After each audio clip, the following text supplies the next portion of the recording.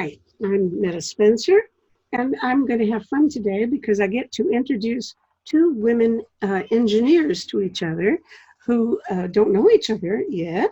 And I don't know one of them, but I certainly know Adele Buckley, who is a physicist and engineer and a big-time pugwashite. She used to chair the Canadian pugwash movement. And so that's how I know Adele. And Adele, say hello.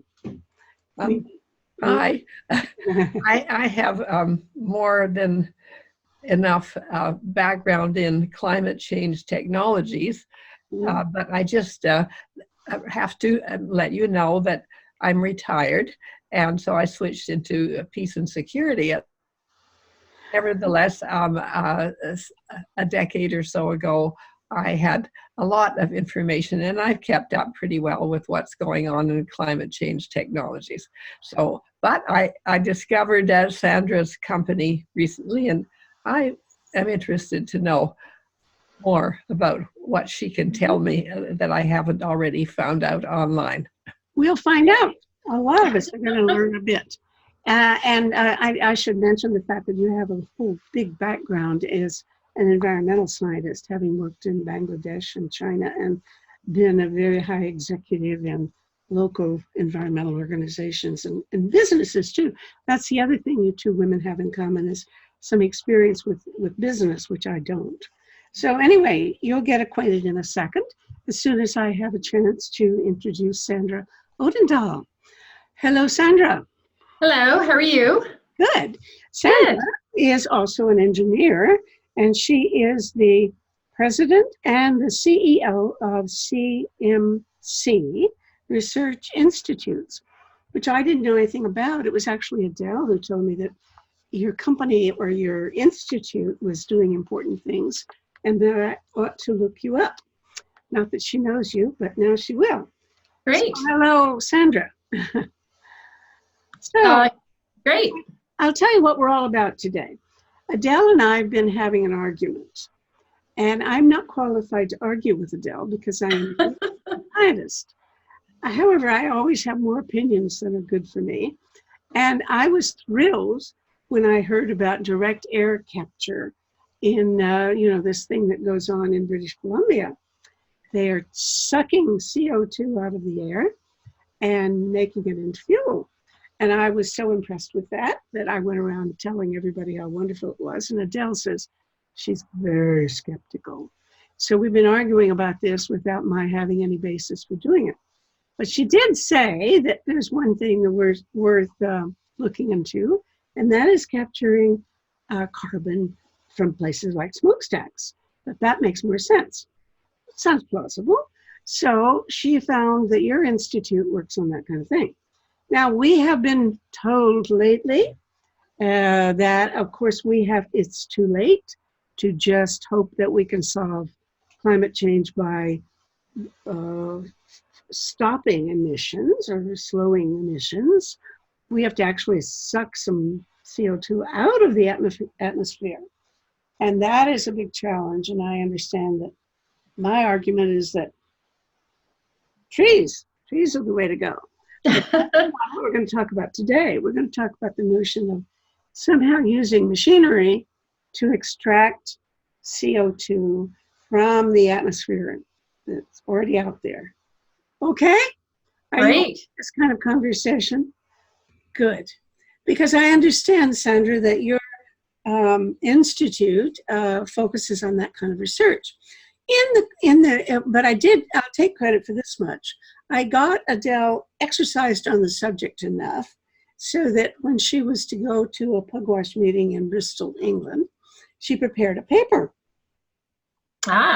And she gave a paper on this, and we ought to have, maybe, if you don't mind, let's start off by getting a kind of a précis of the paper that she gave. She gave me some slides, but I'm only going to put 2 of them up.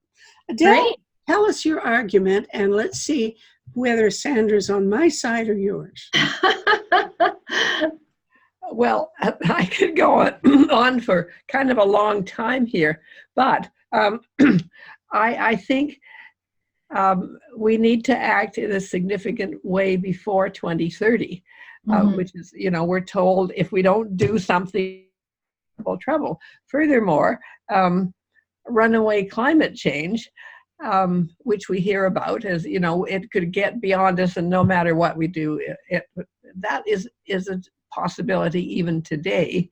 So let us try to think of something. Now, when Meta said, I found this great technology and we just spread it all over the world, the direct air capture, and in spite of the huge costs, we will be able to save the world. And I thought, how could that possibly be good? Spread it all out all over the world and then suck it back in again. Surely it's better to capture it before it ever gets out. So having done that, I did a lot of research in International Energy Agency and other places to find out, what's going on in carbon capture. And is there a possibility it could buy time for us while the other things, renewable technologies and electric vehicles and such like, come to actual fruition. So that was kind of my motivation. And of course, being interested in peace and security, dangers of nuclear weapons and such like, I think we all can understand that climate change is indeed a security issue as we go on. So that's where I started from. So my activism in peace and other issues related to peace are interesting. And I know there's a huge amount of climate change activism, but they don't say anything about carbon capture that I know of. I've never heard them talk about it. They seem to think it doesn't exist or it's not useful. And anyway, commercial climate change community, such as Sandra is part of, I think it's possible that connecting those two would be mutually beneficial. So that's sort of where I came from when I started off on this track. Mm-hmm. Okay. Now give us a kind of a, I'm going to put up one of your slides, if I can, because, I want you to tell us some of the things that you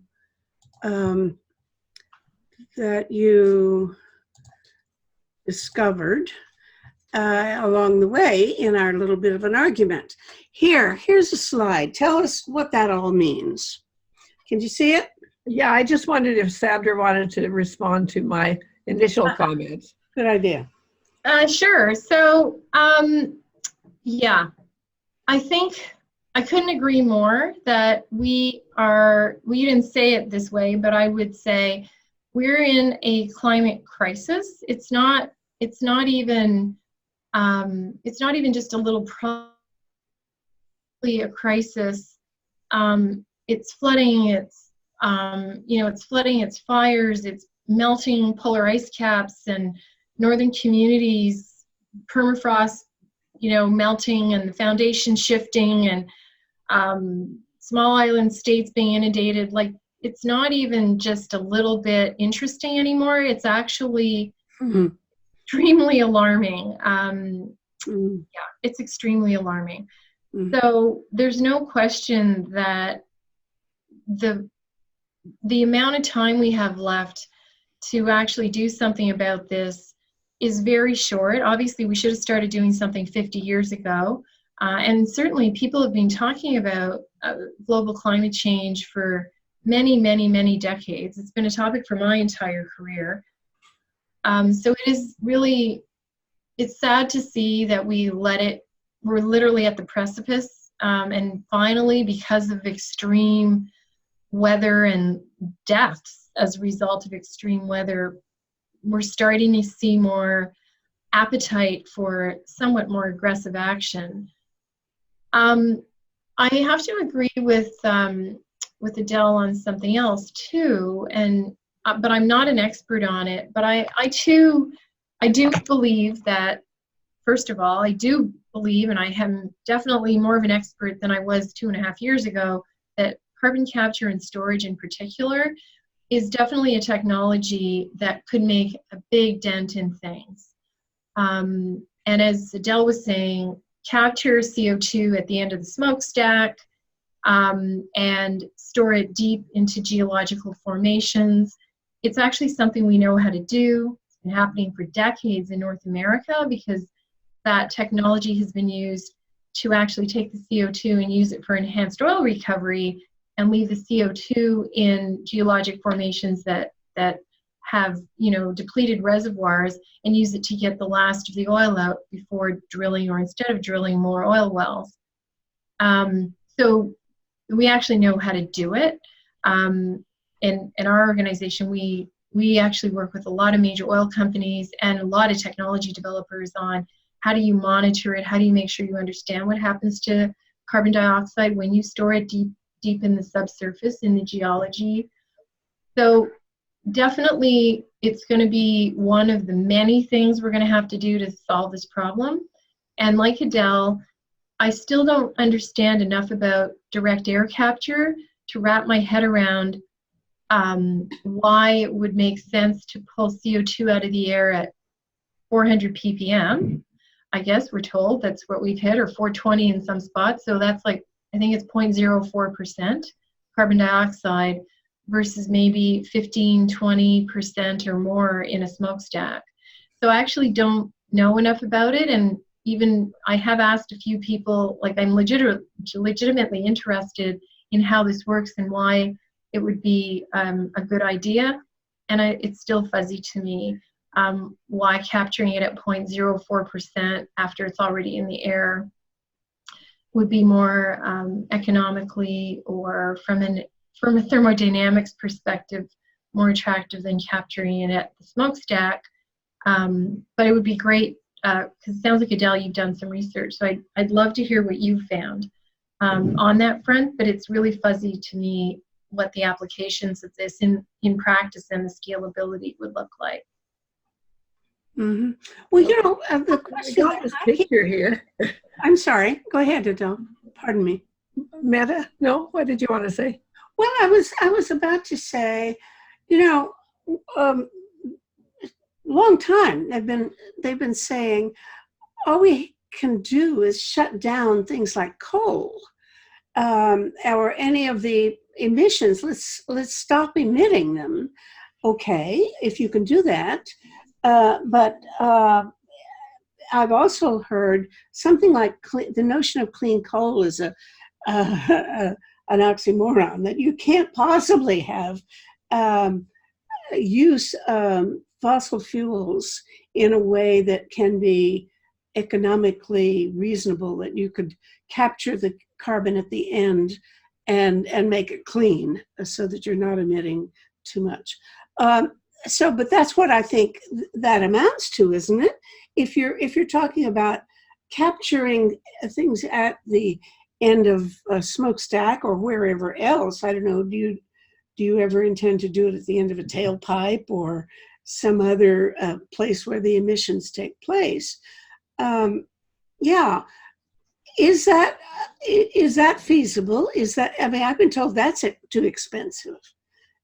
Well, you know, I don't know for sure, and Sandra will know this being in the industry, but it seems to me that why clean coal has been said to be impossible is because it reduces the actual electricity output of the coal plant, and it also costs about a third more than not having it, or, you know, something kind of enormous in the way of cost. That's why you'd say, well, that's impossible. It costs too much. It'll never work. And I'm definitely not advocating that coal plants should stay forever. But China and India, China especially, are building huge numbers of new ones, and they're considering carbon capture, and they may actually do it. And some coal plants have a lifetime, and then they will shut down, thank goodness. But in the meantime, they're going to be there spewing out carbon. So I think it needs to be dealt with. I couldn't agree more. So a couple of things.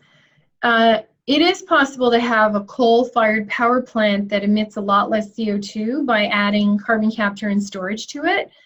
So we do have one in Canada, the Shand power plant. in Saskatchewan. But you did also talk about this. Both Adele and Meta, you both talked about this. I mean, the reason why you're not seeing this everywhere is because it's expensive. You know, if you capture CO2 and store it deep in the earth, you're not getting any. There's no economic benefit. There's no like business output from that. You're purely doing it to protect the environment, which is important. And there may be some calculation on maybe it's cheaper to do that, like, you know, what is that versus shutting down the coal plant and building a whole new natural gas or a nuclear or whatever it is, depending on where you are. You have to compare keeping your coal plant running to the alternatives and keep your coal plant running with carbon capture and storage. Compare that to the alternatives. But my understanding is that it's still an expensive proposition, getting cheaper. I know that at the Shand power plant in Saskatchewan, you know, the second generation of carbon capture and storage, you know, is a lot cheaper than when they first installed it, maybe around I think just under a decade ago, if I'm not mistaken. But it's a bit like, you know, I always say to people, like, how much was your first flat panel TV? Like, only the rich people used to buy flat panel TVs. They were thousands and thousands of dollars. And now you can buy them literally at the Shoppers Drug Mart or the London drugstore for a couple $100, right? So any new technology, you know, when you first scale it up, it's a lot more expensive than it's going to be. Mm-hmm.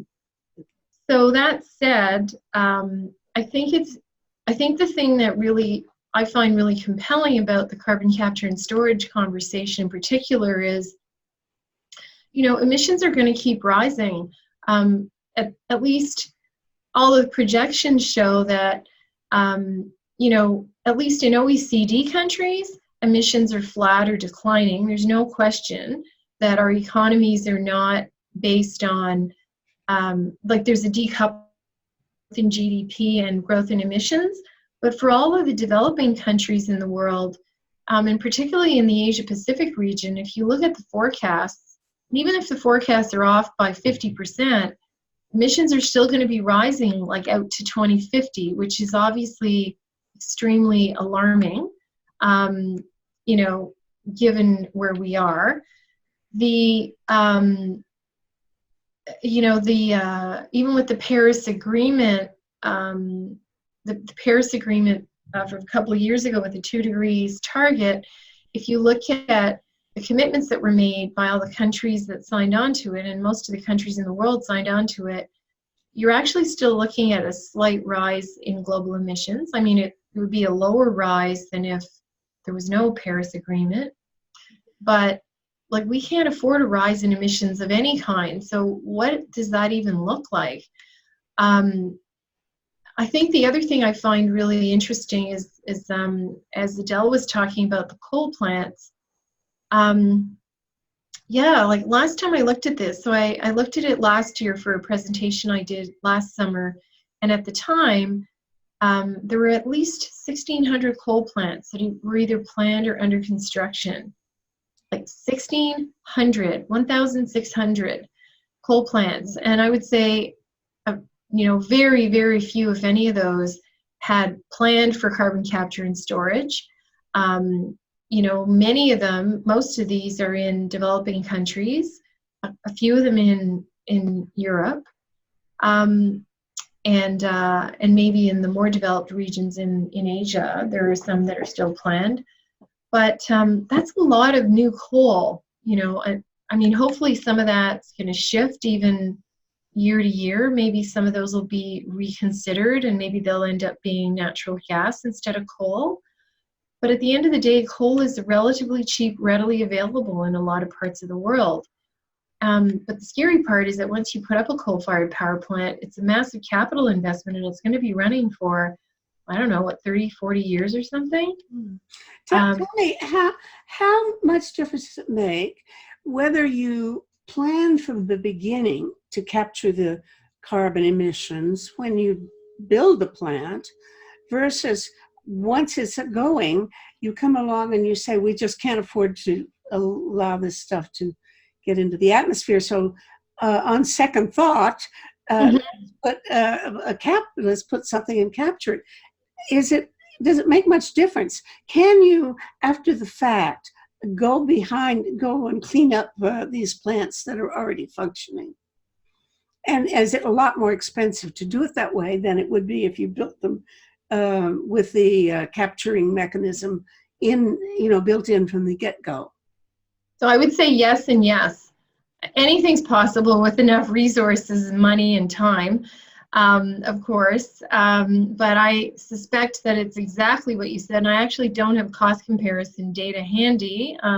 Adele might have found some information on that when she was doing her research. I haven't seen cost comparison, but I think the issue is that when you're situating a coal plant, I'm sure there are all sorts of considerations, but if you're situating coal with carbon capture and storage, there are a whole set of other considerations that you probably should have thought about when you were doing the plant in the first place. For example, you can capture the CO2, you can put in, presumably you could plug and play an installation to capture the smokestack gases and concentrate out the carbon dioxide, but are you necessarily anywhere close to where you would do a geological sequestration? It may take a couple of years to get all the permits and the environmental assessments or whatever done for the analysis of the geology to do the geological sequestration. So I'll tell you one thing, if you didn't plan it at the beginning, even if you are going to add it on later, it's not going to be fast because you've got to do all your analysis on that part of the project. You also may need to have a CO2 pipeline, depending how far away your plant is from the location where you can store the CO2, assuming there's somewhere reasonably close by. You're still going to have to probably pipe it there. So you're going to have to, design and build and maybe permit a line or a long one, depends. So at the very least, you're delaying the capture. It's not like you could turn it on a week later if you changed your mind after the thing was built. And I would suspect, like almost any engineering project, it's more expensive to retrofit than it is to design it right from the get-go. We've already jumped over a whole bunch of other concerns. Can I respond to some of those things? Absolutely. Well, one of the things that's Sandra just brought up now, which in my research I found out something interesting. One, China's big new plants, they're huge. 1,000 megawatt is a big plant, and it's already bigger than the one in Saskatchewan. But most of the Chinese ones are 2,000 megawatts, so they're really big.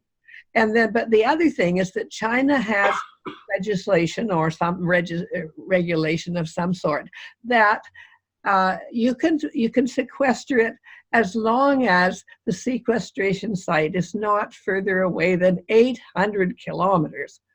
Wow. Imagine. I mean, they're really, pushing for it because, of course, they have horrible air and they recognize that they have to, it's in their self-interest, but nevertheless, I have no idea how China will do something, and we have very little influence on China, as we know. You can also capture from natural gas plants. You can capture from industrial sources. And it's cheaper to do natural gas plant, I think, as far as the actual cost of running it and probably building it and so on. I'd just like to, since we had the graph up, and shows how much energy is a proportion of all the CO2 that's coming out. And by the way, methane is really bad, but in CO2 equivalent, it is not a huge contributor. It's CO2 itself.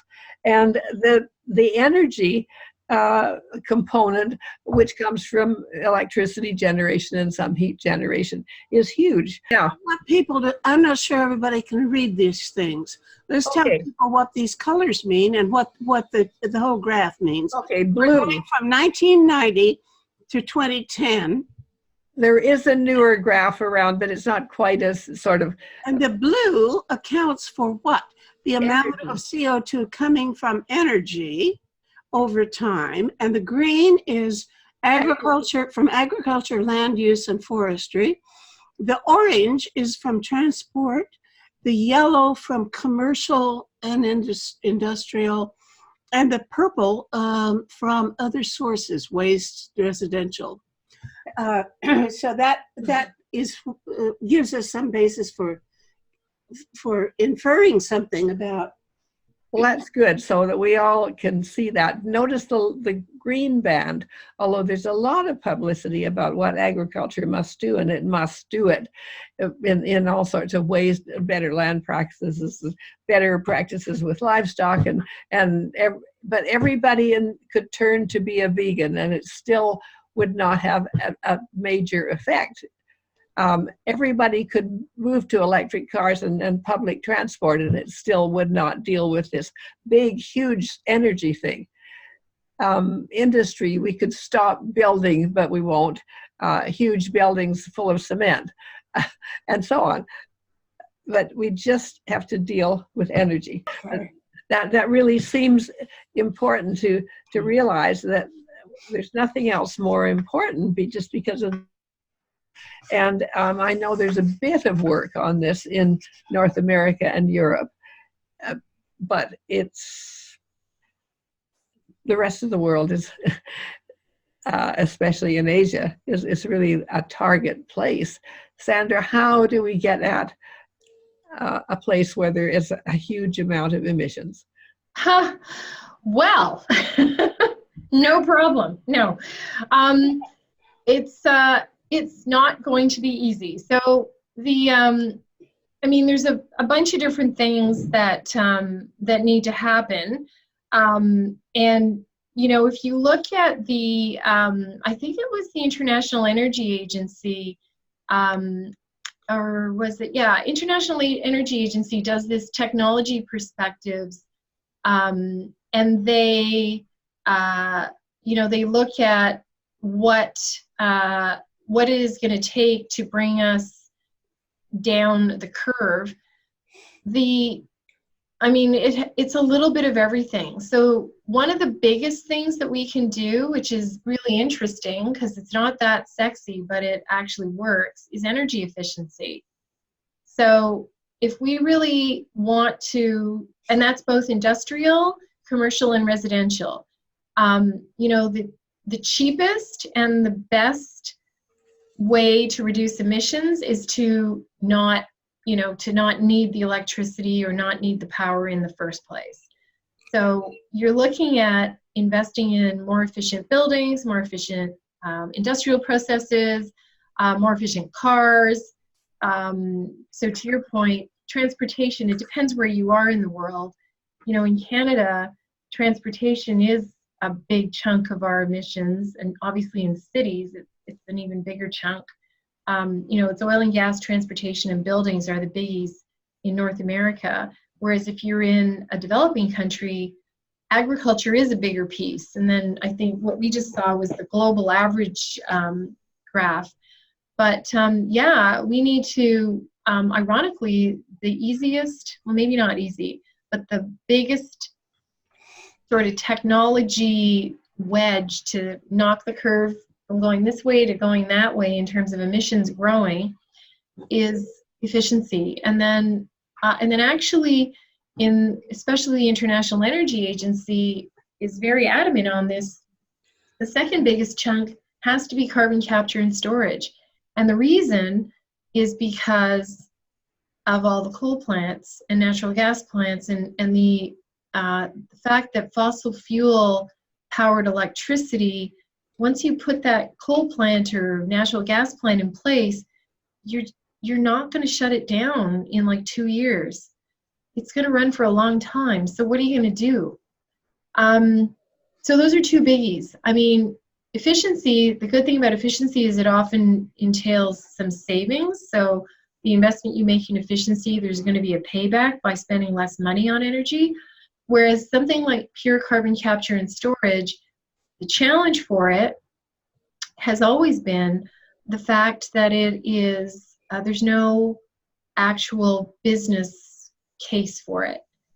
The only way that you end up with a business case for carbon capture and storage is when you have a fairly aggressive price on carbon. So you need a regulatory framework that makes it expensive to emit CO2. So then you start to do the math and say, well, I could pay the money because I'm emitting it, or I could pay the money to invest in a carbon capture and storage facility and store it. And so, you know, the math starts to make more sense under regulations, or including but not limited to carbon pricing, fiscal incentives like the one in the US, 45Q, which is actually was signed into law by Donald Trump in the spring of 2018, and it pays $50 a ton credits actually to companies that are storing CO2, carbon capture and storage, and $35 a ton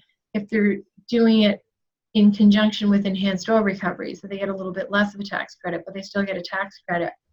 So that's actually spurred a lot of activity and enthusiasm and innovation in the US around carbon capture and storage, including initiatives at some of the startup accelerators to stimulate better, lower cost technology in capture and all the different parts that are required to make carbon capture and storage work effectively. So yeah, so I mean, it's pretty scary, because the other thing I will say is that we have maybe 20 fully functioning carbon capture and storage facilities in the world today. There are a few of them under construction right now, so there'll be a few more coming online soon. But when you look at what the International Energy Agency says we need to knock the CO2 growth rate down, we need like a couple thousand of these. So who's going to build these, and where's the money going to come from? And honestly, I don't know the answer to that. I think it's going to require massive global support, especially in less developed countries, because they're putting in coal not because they love coal, but because it's cheaper and they have coal.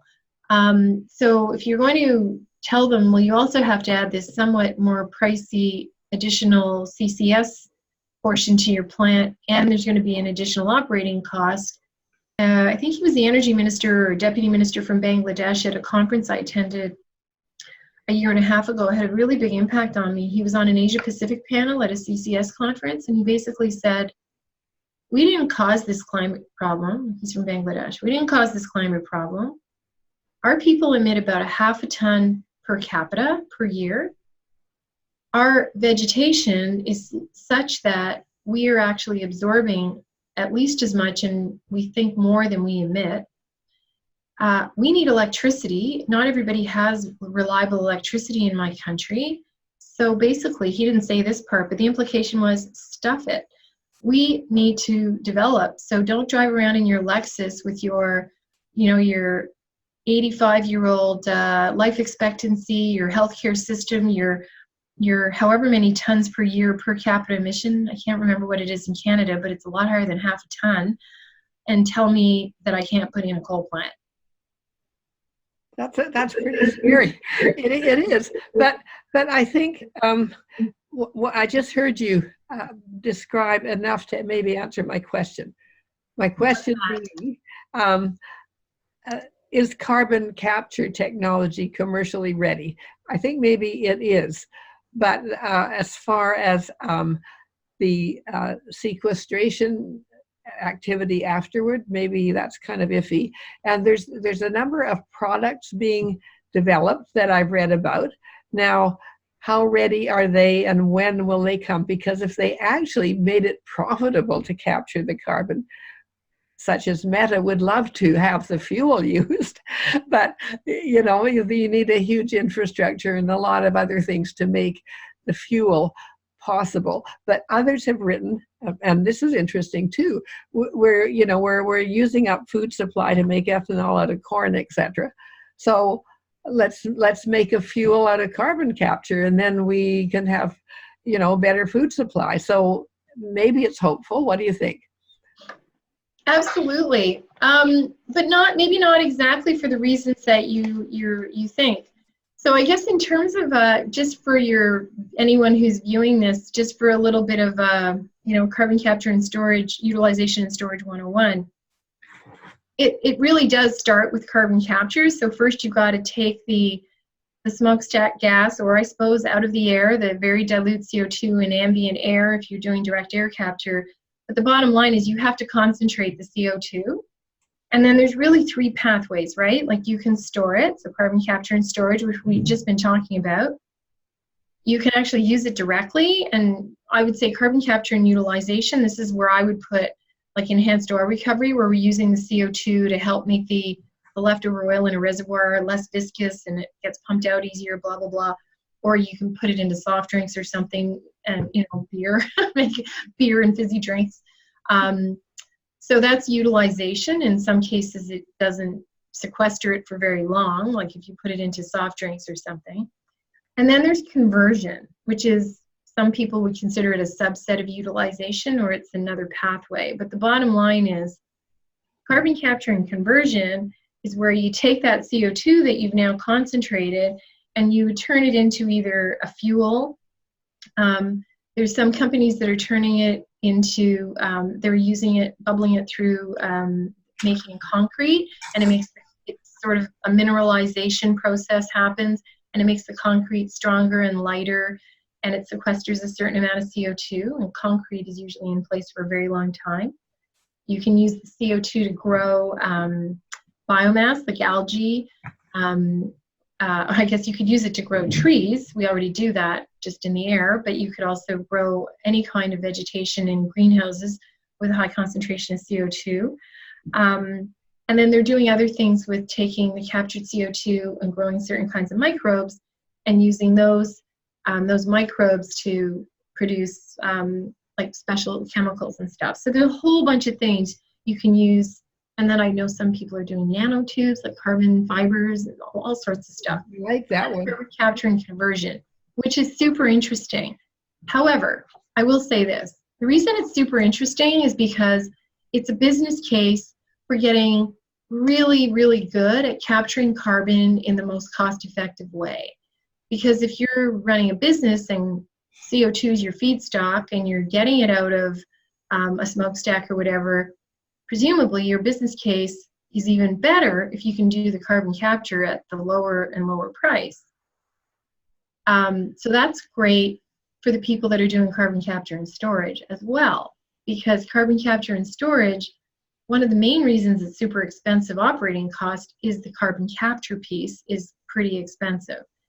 So the people that are creating businesses by capturing CO2 and turning it into an actual useful product are absolutely sequestering a certain amount of CO2, but it's relatively small. I mean, every little bit helps, but I saw numbers, I mean, they might be off by a percentage or two, but for example, if every single piece of concrete in the entire world, think about all the concrete in all the buildings in the entire world, was made out of, this new like CO2 sequestering technology, it would reduce global emissions by, I want to say 3 to 6% a year.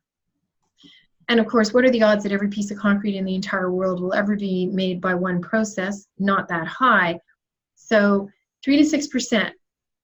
Now that said, Canada's entire CO2 contribution to the world is about 3%. So you could argue that if we could get a Canadian technology to do that for the whole world, it would be like wiping out Canada's emissions, which would make us feel good, but it doesn't actually solve the global problem. But it really is, I think, beneficial because it is stimulating, from an environmental perspective, the exciting thing is these are really great innovative companies, and by paying attention to this, they're stimulating innovations in technology that hopefully we can use to get even deeper environmental benefits from carbon sequestration and storage and so on.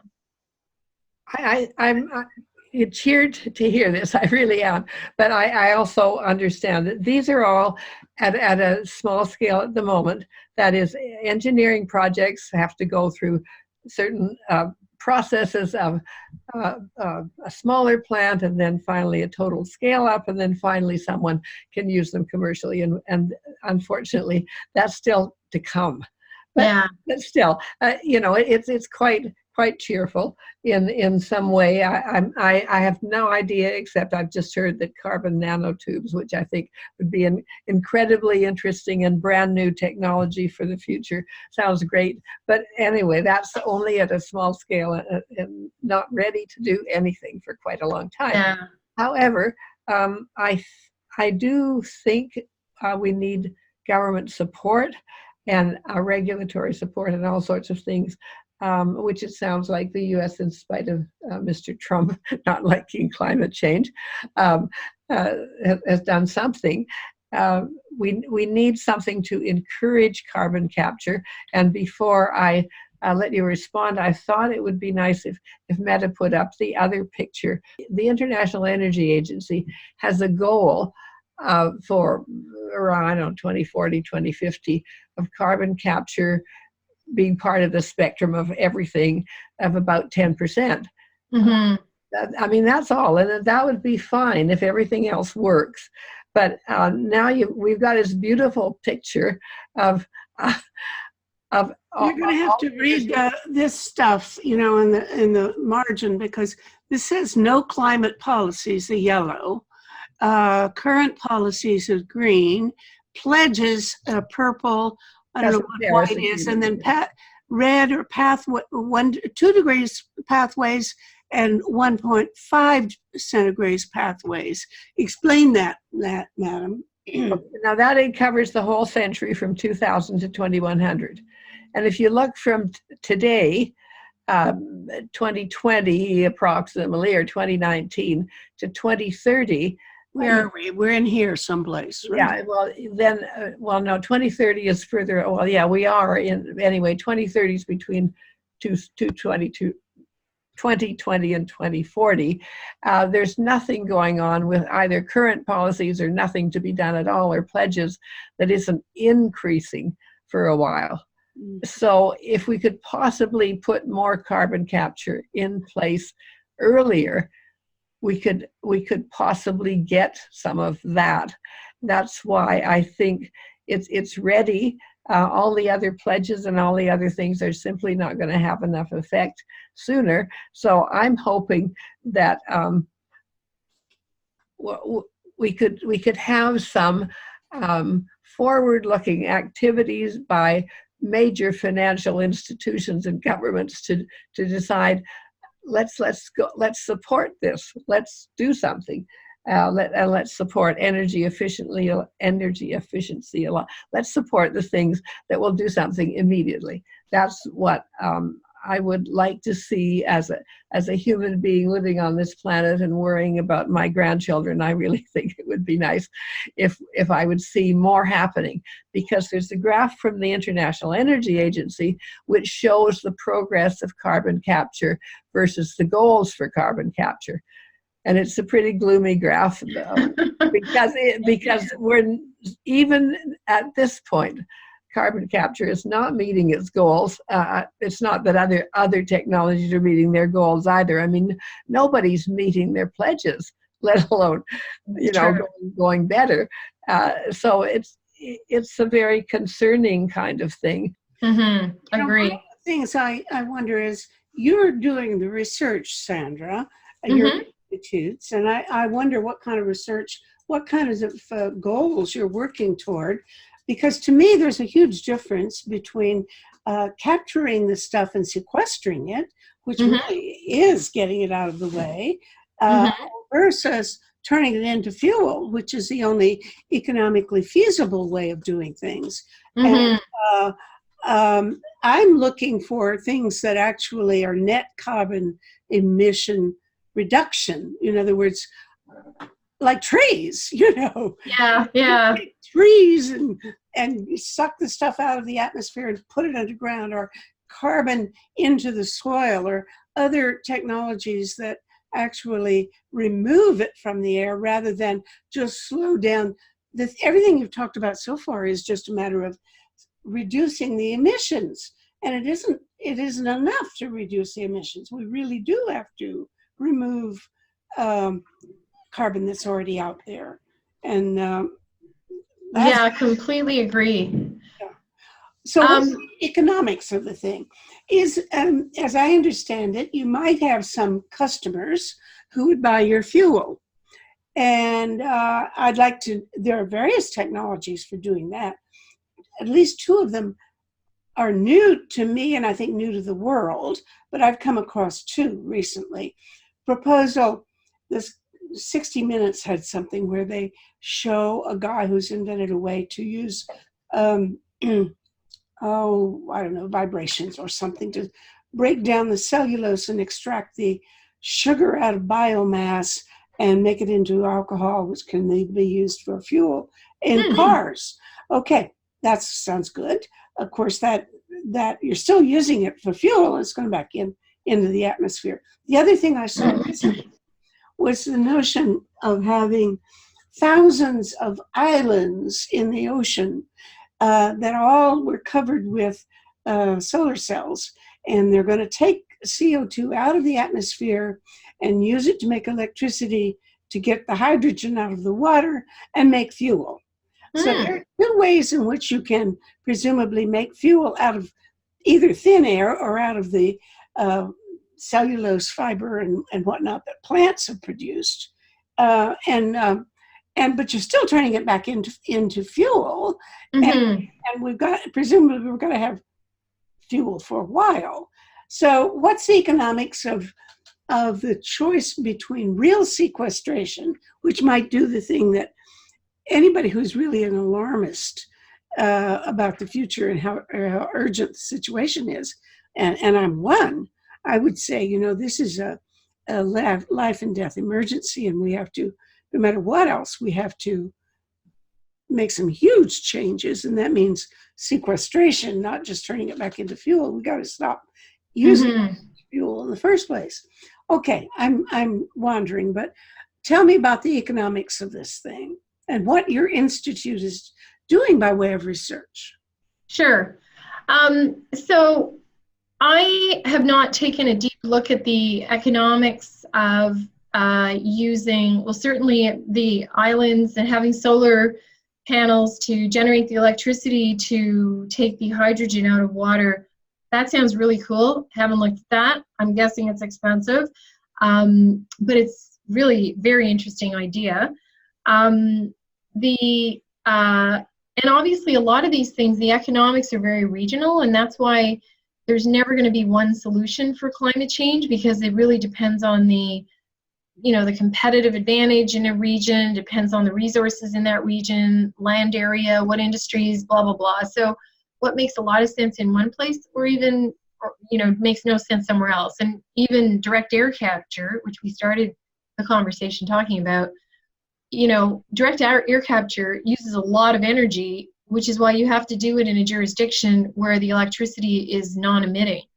Because if you put a direct air capture plant, let's say in Alberta today, where, 35-40% of the electricity, it depends on the day and the month, but certainly there's a chunk of the electricity generation is from coal, then you're actually burning coal-fired electricity to capture CO2, and it may not make sense. So the location is everything, just like in real estate. So it is in climate mitigation. The right solution is very regional. So to your question about what our institute does, so we actually have, we don't do hard research, even though we're called CMC Research Institute. CMC stands for Carbon Management Canada.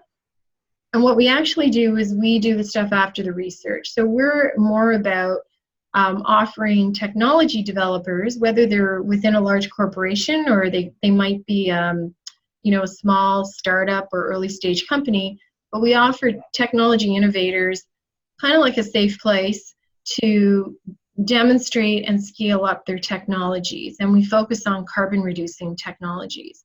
So in Alberta, we have, it's called the Containment and Monitoring Institute, and it's about 2 hours outside of Calgary, 200-hectare field research station, so a big field site where we are, we have 2 main installations there now, and we're hoping for more because we see this as a low carbon or zero carbon technology playground in the making. But our first two areas of development and scale up with a whole host of partners, one is we have a carbon injection well. So we inject CO2 into the geological formations. We don't go down like 4 kilometers like you would if you were running a full-scale installation. We go down like half a kilometer or less. And we have a number of industrial partners. In fact, we have 5 super major oil companies from around the world who are partners, as well as several universities.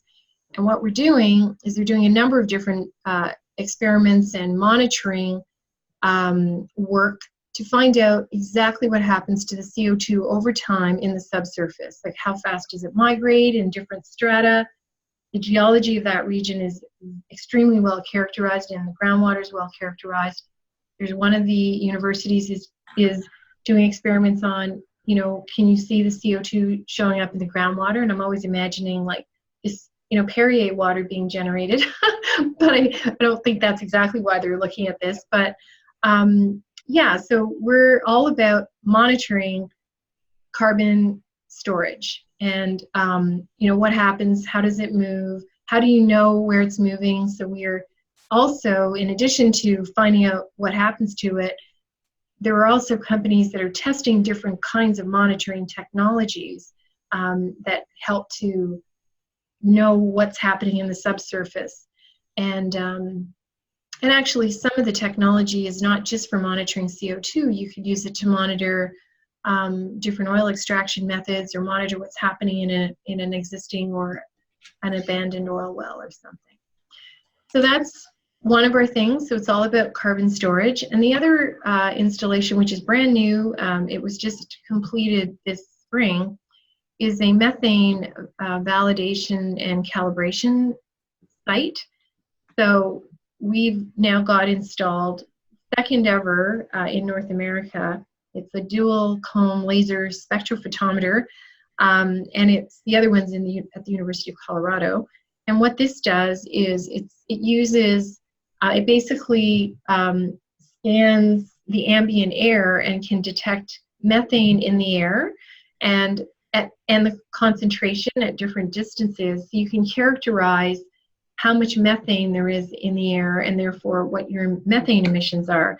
And the reason it's really important is that as methane is, of course, a very potent greenhouse gas, a lot of the methane detection technology is mobile. So you might fly a drone over, a whole bunch of former oil or gas wells to see if they're leaking. But how do you know that whatever sensing technologies on that drone, how do you know it's accurate depending on the temperature, if the ground is white or brown or green, depending on the season?